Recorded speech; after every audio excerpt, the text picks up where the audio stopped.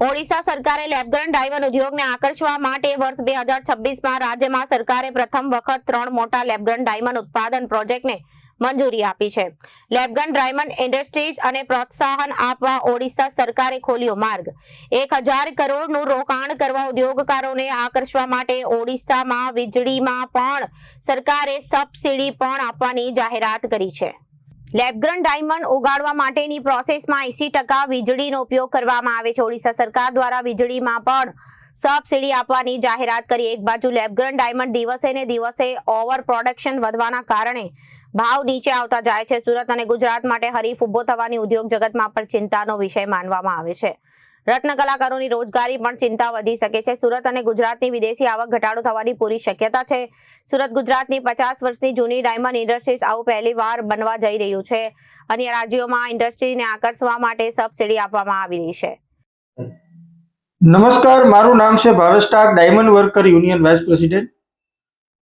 Lab-grown diamond industries માટે અને ગુજરાત માટે આજે જે સમાચાર આવી રહ્યા છે ખૂબ ગંભીર અને સરકારે વિચારવા લાયક છે.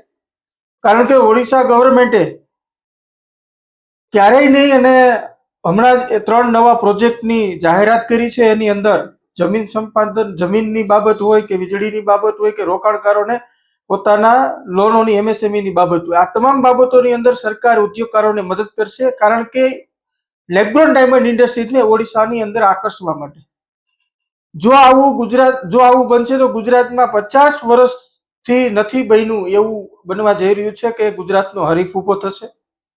ગુજરાતના રત્ન કલાકારોને જે રોજગારી મળે છે એની ઉપર થોડીક અસર થવાની પૂરી શક્યતાઓ છે. બીજી બાબત કે લેબગ્રોન ડાયમંડ ઇન્ડસ્ટ્રીઝ, એક તો લેબગ્રોન ડાયમંડના ભાવ દિન પ્રતિદિન ઓછા થતા જાય છે અને જો આવી રીતે ઓવર પ્રોડક્શન થશે તો લેબગ્રોન ડાયમંડના કારણે જે લોકોને રોજગારી મળે છે એ લોકોને રોજગારી ઉપર પ્રશ્નાર્થ મુકાઈ જશે. ગુજરાતની અર્થવ્યવસ્થા ઉપર પણ અસર થવાની શક્યતા છે. તો આ બાબતે ગુજરાત સરકારે પણ ખૂબ ગંભીરતાથી લેવી જોઈએ કે જે અહીંના લેબગ્રોન ડાયમંડ ઇન્ડસ્ટ્રીઝ છે એને પણ ઉગારવા માટે એને મદદ કરવી જોઈએ. રત્ન કલાકારો જે 3 વર્ષથી આ મંદીના સપડાયેલા છે એને પણ મદદ કરવી જોઈએ. આ ગુજરાત ગવર્મેન્ટ અને ગુજરાત લેબગ્રોન ડાયમંડ ઇન્ડસ્ટ્રીઝ માટે ખૂબ ગંભીર બાબત છે. સુરતનો 50 વર્ષના ઇતિહાસમાં પહેલીવાર એક હરીફ ઉભો થઈ રહ્યો છે. તો આ બાબતે સરકારે ખૂબ ગંભીરતાથી લેવી જોઈએ અને ગુજરાતના જે કાંઈ ઇન્ડસ્ટ્રીઝના લોકો છે, રત્ન કલાકારોને સાચવવા જોઈએ. કારણ કે લેબગ્રોન ડાયમંડ દિન પ્રતિદિન નીચે ગગડતો જાય છે તો એક હરીફ ઉભો થાય તો કેટલી ગંભીર પરિસ્થિતિ નિર્માણ થશે એ સૌએ જોવું જોઈએ. નમસ્કાર. Bureau report, Janadesh news.